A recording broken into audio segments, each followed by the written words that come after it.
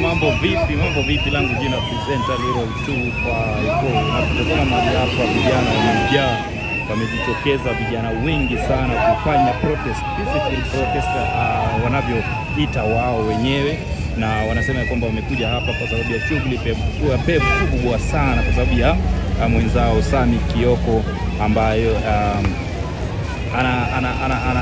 anasema kwamba anadai kaunti ya Machakos takriban shilingi milioni 20 ambazo ni tenda ambayo alipewa na kaunti.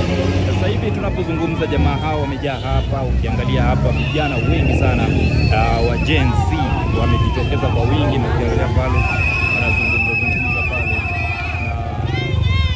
wanazungumza pale na maaskari kuhakikisha kwamba wapo peaceful sana. Wao wanafanya peaceful demonstration hapa Machakos County. Hapa ni Machakos County. Hapa ni Machakos County. Hapa ni Machakos County. Hapa ni Machakos County. Hapa ni Machakos County. Hapa ni Machakos County. Ukitazama hapa vijana wamejaa hapa.